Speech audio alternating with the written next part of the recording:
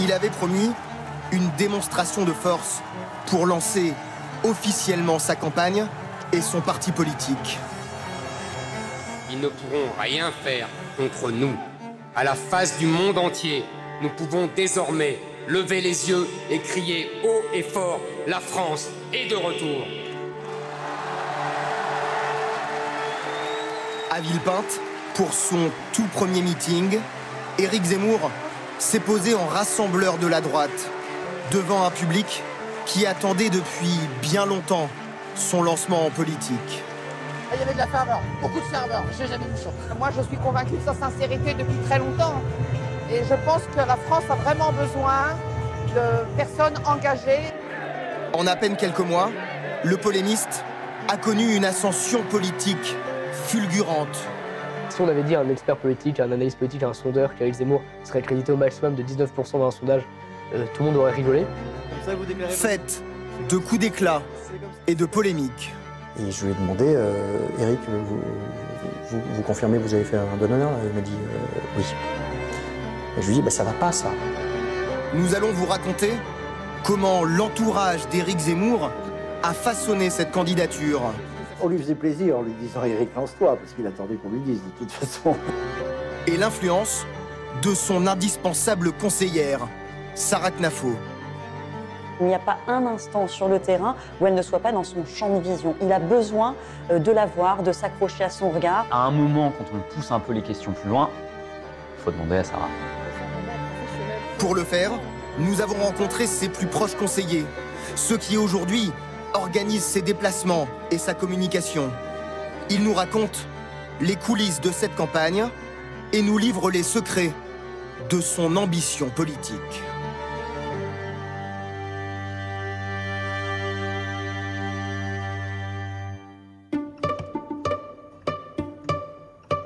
La première fois que l'on découvre publiquement cette ambition présidentielle, c'est en avril dernier, dans les colonnes du Figaro, où Éric Zemmour travaille depuis 25 ans. Dans une chronique, il raconte les derniers jours de Jacques Bainville, un de ses auteurs préférés, journaliste vedette du début du XXe siècle, membre du mouvement royaliste l'Action française, mais qui n'a jamais eu de carrière politique. Il regrette de ne pas avoir participé à la vie politique de manière plus active, de ne pas avoir abandonné son métier de journaliste. Avant de citer les mots de Bainville, pourquoi si bien prévoir et pouvoir si médiocrement? Moi, je me souviens avoir découvert cette chronique et c'était transparent. Ça se voyait entre les lignes qu'il s'identifiait à Jacques Bainville. Jacques Bainville, qui est un historien qu'il apprécie énormément, qu'il cite beaucoup. Et la façon dont il mettait en avant cette phrase de Jacques Bainville, ça ne faisait aucun doute qu'il partageait en fait ce constat de cette frustration d'avoir passé une vie entière à commenter, analyser et dresser des constats sans avoir fait le pendant qui est celui de l'action pour changer les choses. Mais certains responsables politiques de premier plan avaient déjà imaginé le chroniqueur du Figaro entrer sur la scène politique. Le journaliste de l'Express, Étienne Girard, vient tout juste de publier un livre enquête sur Éric Zemmour. Dans cet ouvrage, il raconte un épisode marquant dans la vie du polémiste. Début 2015, un déjeuner à la Rotonde dans le 6e arrondissement parisien. Autour de la table, Éric Zemmour, Patrick Buisson et Philippe de Villiers. Les trois hommes sont amis de longue date. Et ce jour-là, l'ex-conseiller de Nicolas Sarkozy et l'ancien candidat souverainiste à la présidentielle lui font une proposition inédite. Patrick Buisson et Philippe de Villiers en ont parlé avant et ils ont l'idée de proposer à Éric Zemmour d'être tout simplement candidat à l'élection présidentielle de 2017. Alors c'est moitié sérieux parce qu'ils n'ont pas d'autres candidats. Ils sont déçus par Sarkozy, c'est le moins qu'on puisse dire. Ils ne croient pas en Marine Le Pen. Puis c'est moitié pour tester leur ami. Parce que leur ami passe son temps dans les déjeuners à expliquer ce qu'il faudrait faire pour être un bon président de la République. Donc ils ont l'idée de le prendre au bon et de lui dire c'est ton tour, il n'y a que toi qui peux y aller, Éric. Tu as montré que tu étais un personnage important du pays avec ton livre Le suicide français. Vas-y, vas-y en 2017, on te soutient. Cette proposition, Paul-Marie Couteau s'en souvient parfaitement. L'ancienne plume de François Fillon et de Marine Le Pen connaît Éric Zemmour depuis une vingtaine d'années. Aujourd'hui, il est l'un des principaux conseillers du candidat et nous confie que cette ambition politique l'habitait depuis bien longtemps. J'étais pas du tout étonné qu'il soit candidat. On pouvait ça le dimanche depuis des années. On lui faisait plaisir en lui disant « Éric, lance-toi » parce qu'il attendait qu'on lui dise de toute façon. C'est votre question. Voilà. À l'époque, Éric Zemmour passe son tour et poursuit sa carrière de commentateur de la vie politique. Mais en 2019, en pleine campagne pour les élections européennes, les offres deviennent plus nombreuses et de plus en plus sérieuses.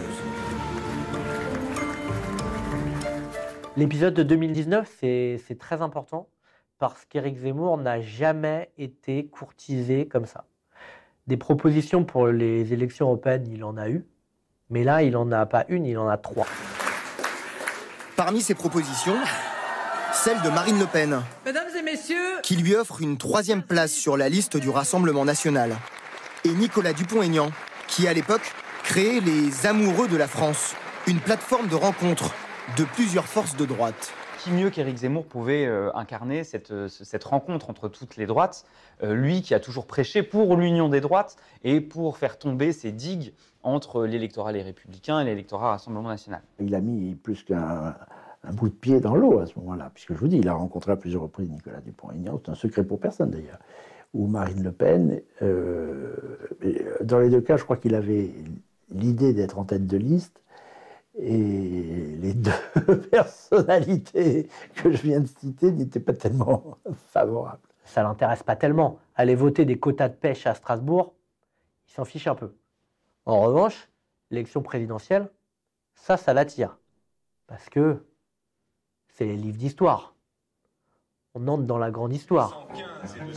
Mais le chroniqueur du Figaro, tout juste condamné pour provocation à la haine religieuse, trouve quand même une occasion de tester l'effet de son discours à la convention de la droite. L'événement est organisé par l'Incorrect, média très conservateur et identitaire. À la tribune, se dévoile un Éric Zemmour, Bonjour. un peu stressé. Ah oui, vous êtes nombreux quand même. Je ne m'y attendais pas, on m'avait prévenu. Mais de plus en plus radical sur ses thèmes de prédilection. Ne croyez pas les optimistes qui vous disent que vous avez tort d'avoir peur. Vous avez raison d'avoir peur. C'est votre vie en tant que peuple qui est en jeu. 30 minutes de discours anti-immigration devant un public séduit par ses prises de position. Devant les leaders de cette droite hors les murs, Éric Zemmour se verrait bien voler la vedette à la tête d'affiche de l'événement, Marion Maréchal. Est-ce que l'union des droites, elle est possible? Je fais pas de commentaire. Il y a un des organisateurs qui essaye de le sonder, de lui demander s'il serait prêt à soutenir une candidature de Marion Maréchal à l'élection présidentielle de 2022. Là, Éric Zemmour, il dit « Mais non, pas Marion Maréchal. Moi, je serais bien meilleur qu'elle. » Ça y est, il y a le tournant. Il y a quelque chose qui s'est passé chez lui. Il envisage d'y aller. Alors, ce n'est pas une envie qui est sans doute, il en a des doutes, mais il arrive à le formuler. Et pourquoi pas moi? Le progressisme. Au premier rang, une des co-organisatrices de cette convention vient d'écouter attentivement les mots du polémiste. Elle s'appelle Sarah Knafo et s'apprête à jouer un rôle crucial dans l'ascension politique d'Éric Zemmour.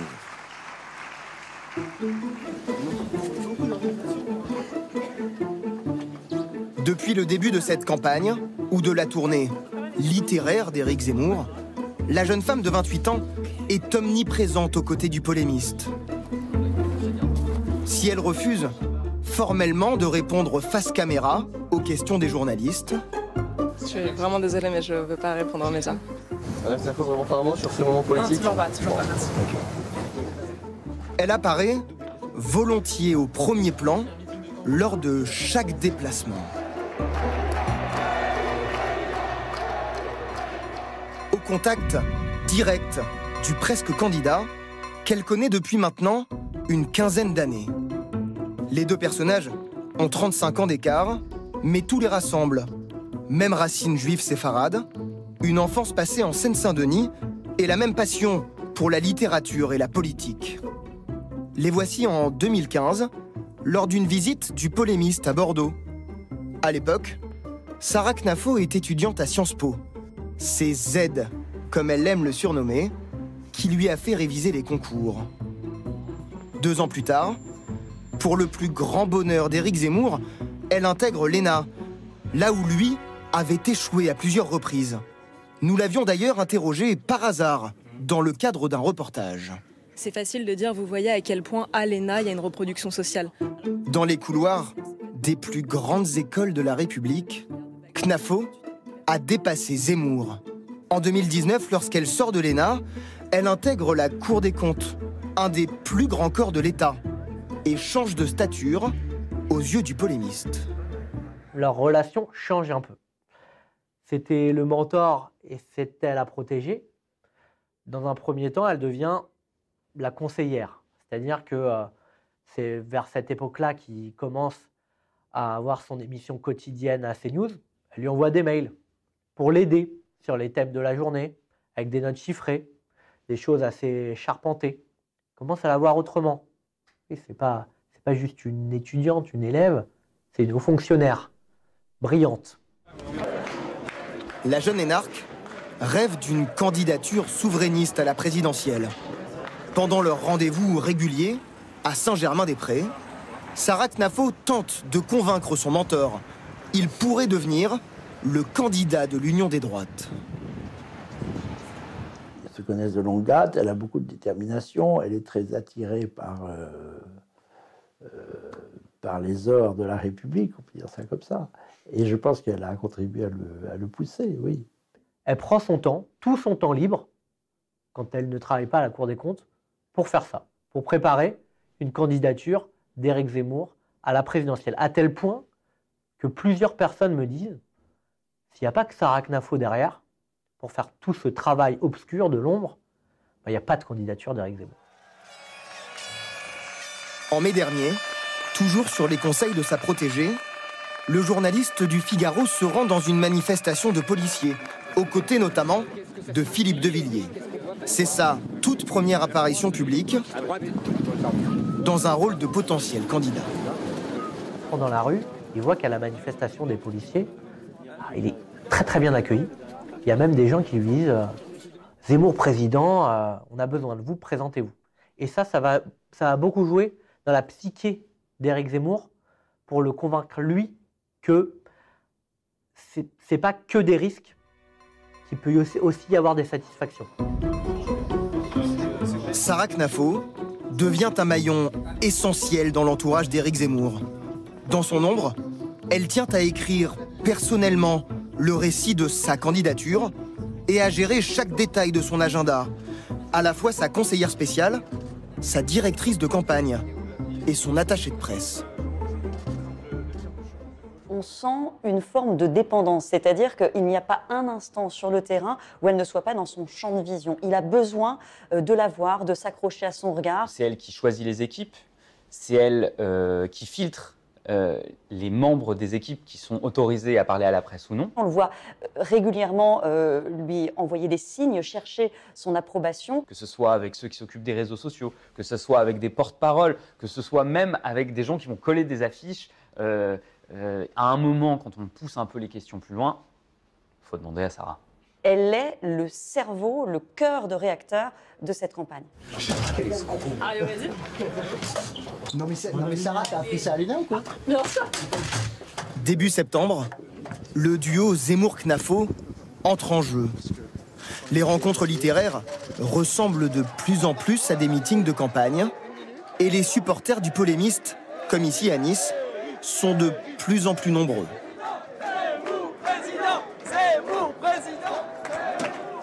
Malgré elle, C'est pendant ce déplacement que Sarah Knafo sort de l'anonymat. Le grand public la découvre en une de Paris Match, en pleine baignade avec Éric Zemmour. Mais derrière cette couverture People, l'hebdomadaire signe le tout premier portrait d'une Sarah Knafo très ambitieuse, au service de la galaxie Zemmour.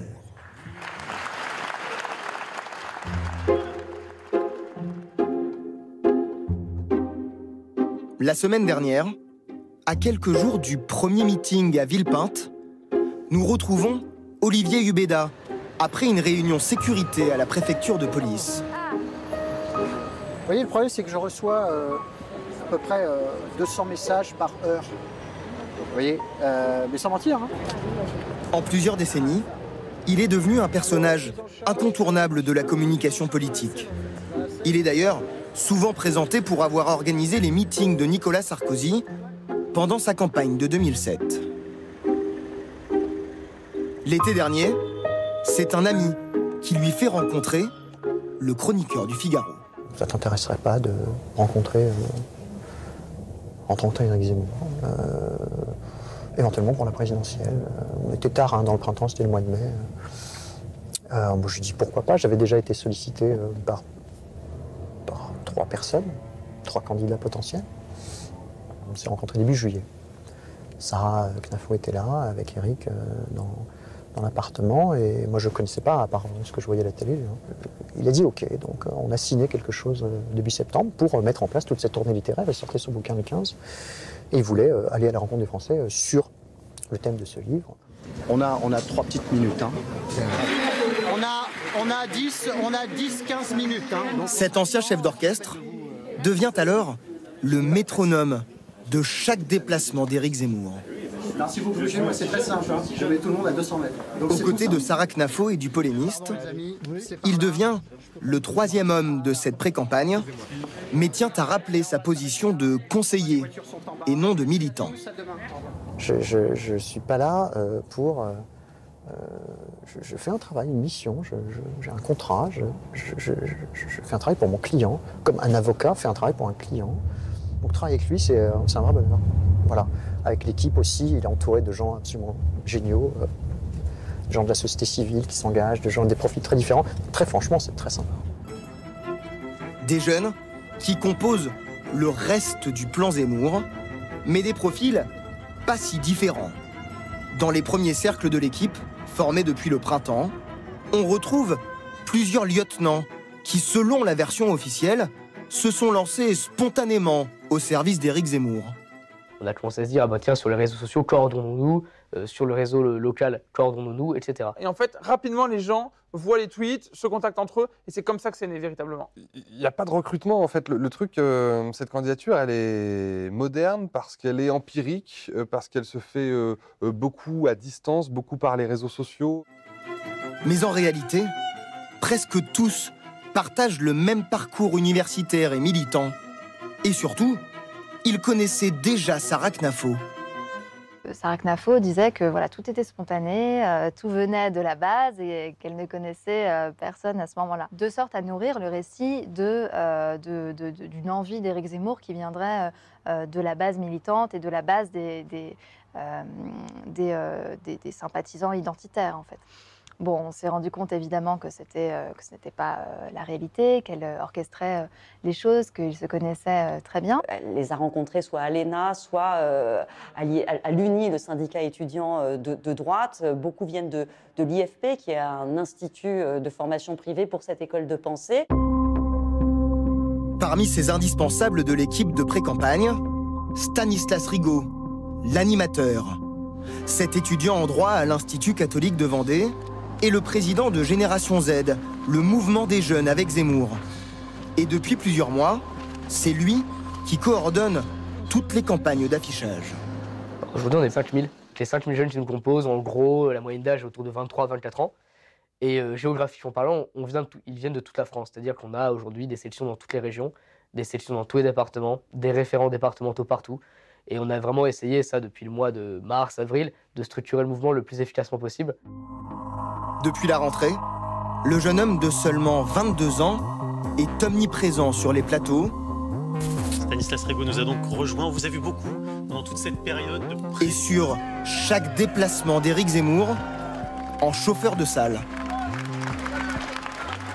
Il est issu des sphères militantes. Il avait créé son média, l'Étudiant Libre, qui est un média d'extrême droite.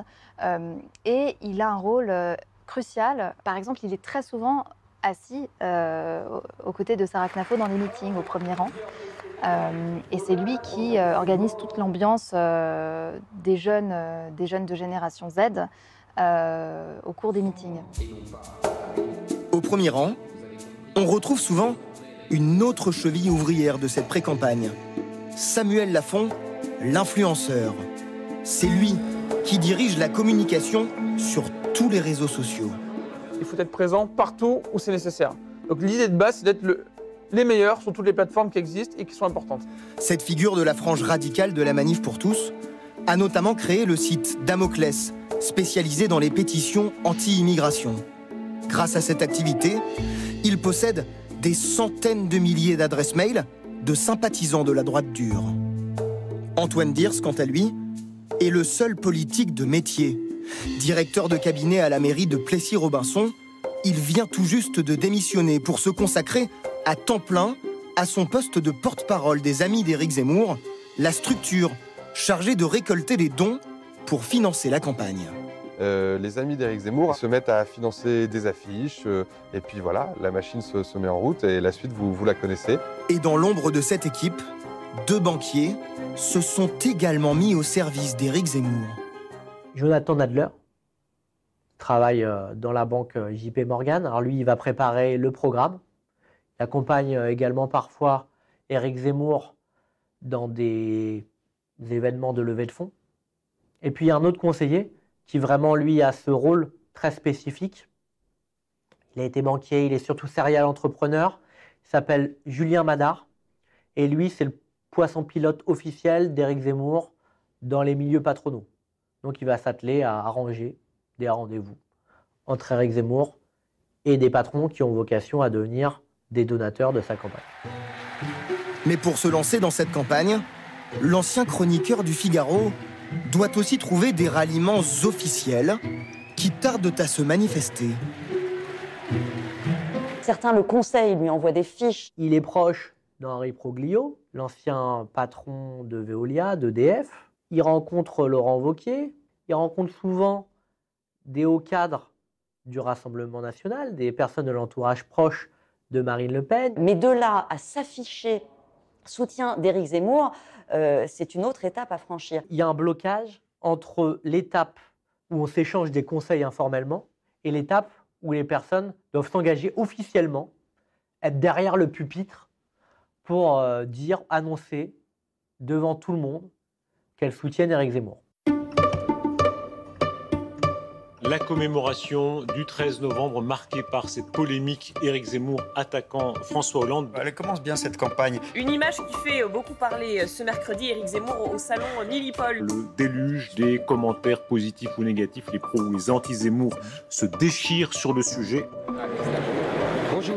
Des ralliements qui n'arrivent pas et une attitude Zemmour qui divise de plus en plus. Au fil de la pré-campagne, le futur candidat multiplie les maladresses et les polémiques, comme au salon Millipol fin octobre, lorsqu'il pointe, tout sourire, un fusil d'assaut en direction des journalistes. Ça rigole plus là. C'est comme ça que vous déclarez votre... C'est comme ça que vous déclarez votre candidature, monsieur Zemmour? Comment? C'est comme ça que vous déclarez votre candidature? Ah, vachement. Un simple geste d'humour, selon Éric Zemmour.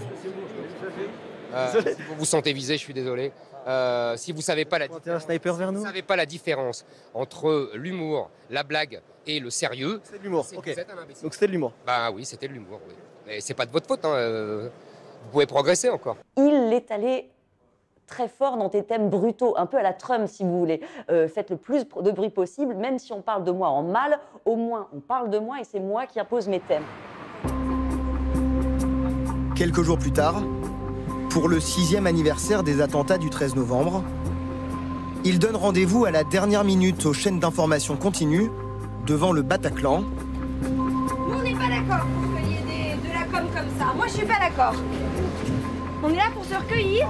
Et accuse François Hollande de ne pas avoir protégé la France des terroristes. L'ancien président de la République a dit lui-même qu'il savait que des terroristes seraient infiltrés parmi les migrants et qu'il n'a pas arrêté le flot des migrants. Si je pouvais me recueillir sans caméra, ça serait gentil. Merci à vous. Sa conférence de presse improvisée au Bataclan était une vraie erreur. On ne va pas critiquer un président de la République sur un lieu où sont morts 130 personnes. On ne convoque pas la presse pour lui demander ensuite de le laisser se recueillir tranquillement. C'est assez choquant, ça a choqué et c'est assez naturel. L'épisode marque une rupture dans l'ascension du presque candidat. Pour plusieurs soutiens, cette sortie ne passe pas. Robert Ménard, qui vient de l'accueillir dans sa ville de Béziers, regrette cette nouvelle provocation, qui n'est selon lui pas à la hauteur d'un candidat à la présidentielle. Jean-Frédéric Poisson, président du seul parti qui s'est officiellement rallié à la candidature d'Éric Zemmour, admet lui-même que l'ancien journaliste devrait adoucir son discours. Je ne dis pas ce genre de choses de la façon dont il les dit lui, mais moi je n'ai pas son passé de polémiste et d'ailleurs il n'a pas mon passé non plus de responsable politique. Est-ce que ça sera un handicap? Je ne sais pas. Je pense que de continuer indéfiniment et jusqu'au premier tour sur ce ton-là pourrait, oui, finir par, donner une espèce de monotonalité qui pourrait être handicapante. Je pense que une fois qu'on a bien compris où était le sujet, après, d'abord on peut aussi changer de thématique, premièrement, et deuxièmement, adopter un vocabulaire un peu plus rond. Après, c'est une question de style. Une stratégie du coup d'éclat permanent qui divise également à l'intérieur de la galaxie Zemmour. Pierre Meurin a été l'un des tout premiers lieutenants engagés dans l'équipe de pré-campagne. De façon assez spontanée, je rentre en contact avec Sarah Knafo qui tout de suite me propose qu'on se rencontre et nos échanges ont été très fructueux puisqu'elle m'a proposé de m'occuper du maillage territorial. Il a quitté l'équipe d'Éric Zemmour à la fin de l'été et regrette aujourd'hui la tournure qu'a pris sa campagne. Trop violente et sans réelle proposition. Il a accepté de nous rencontrer pour nous expliquer ce qu'il reproche au candidat Zemmour. Quand je pars à contre-cœur, mais aujourd'hui, entre-temps, j'ai observé cette pré-campagne finalement dans laquelle je ne me retrouve pas. Moi, je voulais qu'il invente le narratif du bon, je m'appelle Éric Zemmour, je suis journaliste, je suis Cassandre depuis 25 ans, je porte des constats qui sont très durs sur notre pays, je les maintiens, mais fort de ce constat, je ne me résous plus à être Cassandre. Je veux devenir l'homme qui va maintenant trouver les solutions. Le problème, c'est que ce narratif aurait impliqué qui transmette une espérance, si vous voulez, aux Français. Et là, je trouve que l'exercice est raté, est largement raté, puisque justement, il est resté sur sa brutalité journalistique, si vous voulez. Et je crois que, malheureusement, cette brutalité, il est trop tard, en fait, pour se réinventer, même si 5 mois, c'est long. Il y aura toujours, malheureusement, cette brutalité du départ de sa pré-campagne qui est peut-être même supérieure à celle dont il faisait preuve sur les plateaux télé. Les déplacements s'enchaînent et Éric Zemmour est confronté à une nouvelle critique. Le manque d'expérience politique de sa jeune équipe de campagne. Lors de sa rencontre avec les Français expatriés à Londres, le très prestigieux Royal Institute annule à la dernière minute la réservation du polémiste. Écoutez, on ira ailleurs. Bah oui. À l'hôtel Ibis. Ah bon? Je sais pas. Si vous le dites. C'est une question. Relégué dans un hôtel du sud-ouest de la capitale britannique. Une déconvenue sans conséquence, affirme l'entourage du polémiste, mais qui laisse apparaître de sérieux problèmes d'organisation. Il va falloir que l'équipe soit autre chose qu'une équipe de communication. Il faut des hommes politiques, des hommes et des femmes politiques, bien entendu. Je pense, j'espère, je fais tout pour qu'il y en ait beaucoup autour de lui. Il ne lui faut pas simplement, au moment de s'embarquer, contempler le grand nombre de voyageurs qui sont dans le navire, ni se satisfaire des matelots. Il faut des capitaines maintenant. Tous ceux qui pensent que Éric Zemmour est un marin d'eau douce se trompent. Tous ceux qui pensent qu'il est seul se trompent. Tous ceux qui pensent qu'il va ramer se trompent. Ce n'est que le début. Ce sera dur, ce sera violent, ce sera difficile. Mais aujourd'hui, encore une fois, si on file la métaphore du marin, le Titanic, c'est pas chez nous. Voilà. Et pourtant, d'autres soutiens de taille continuent de quitter le navire. Le multimillionnaire Charles Gave, qui vient de prêter 300 000 € pour financer la pré-campagne, décide de se retirer. Puis Philippe de Villiers, un des tout premiers qui a cru au destin politique d'Éric Zemmour, annonce qu'il ne se rendra pas au premier meeting de campagne. À des proches, il aurait confié ses doutes sur la solidité de l'équipe du futur candidat. La déconvenue est symbolique, mais c'est un coup dur pour le polémiste. C'est un ami qui ne tient pas sa parole. Allez, on avance. On avance. Qui coïncide avec un déplacement chaotique à Marseille. Moi, j'ai été un petit peu dérangé, par exemple, par le tweet qu'il a fait avant sa visite à Marseille. Je me souviens plus précisément du verbatim, mais il a tweeté Marseille, c'est le territoire des racailles, et des trafiquants de drogue et de l'islamisme. Je viens à Marseille pour lui dire qu'elle peut redevenir grande. Même si sur le fond, il y a largement du vrai dans ce qu'il dit, même si je suis Marseillais moi-même et que je suis pas une racaille, je vais dire, il stigmatise ma ville, quoi. Il me donne envie de détester ma ville. Et c'est pas ce que j'attends d'un candidat à la présidentielle. Il n'est pas arrivé en proposant de l'apaisement, en fait. Il est arrivé en proposant, finalement, une visite conflictuelle, presque de provocation. Il devait passer une partie de la journée dans le quartier du Panier, à la rencontre des commerçants. Ici, Italiens, Corses, Algériens, ils sont tous venus pour se faire une vie. Mais la déambulation n'aura duré que 15 minutes. Ah, vous choisissez le moment où le quartier est vide pour faire un tour. Sans aucun échange avec la population, sous les cris d'opposants hostiles à cette visite. On avait l'impression qu'il fuyait ses opposants, qu'il fuyait les manifestants, qu'il fuyait l'échange simplement avec des habitants. Et qu'il fuyait presque les questions qui lui étaient posées. Donc il y avait comme un hiatus entre la campagne que l'on voit dans les médias et puis la campagne que l'on avait l'habitude de suivre jusqu'à présent et ce déplacement. Ah ben évidemment, quand vous avez 200 antifas qui veulent faire le coup de poing avec de l'autre côté 50 journalistes qui veulent avoir des images, que ces gens aillent sur le parcours pour dissuader méchamment les Marseillais d'ouvrir leurs portes ou leur commerce pour faire coucou, effectivement, ça ne se passe pas super bien. Un accueil glacial et une nouvelle maladresse pour Éric Zemmour. Face à une passante qui lui fait un doigt d'honneur, l'ancien chroniqueur du Figaro lui rend l'appareil devant l'objectif d'un photographe. Quand l'agence France Presse diffuse la photo, l'équipe d'Éric Zemmour a déjà quitté Marseille. Moi, j'étais pas là quand ça s'est passé, donc bon. Donc, je suis allé le voir à sa place, dans la voiture où il était, et je lui ai demandé, Éric, vous confirmez que vous avez fait un doigt d'honneur? Il m'a dit oui. Et je lui ai dit, ça va pas ça, je vais vous mettre des moufles, je lui ai dit. Alors il s'est marré, moi aussi d'ailleurs, parce qu'on s'entend quand même plutôt bien. Et là, il a dit, c'est sorti tout seul. Et puis là, il y a un vent de panique dans le TGV parce que, évidemment, son entourage réagit. Il dit aux journalistes, rendez-vous au wagon-bar pour désamorcer cette polémique. Mais le geste sera évidemment largement commenté dans la plupart des médias.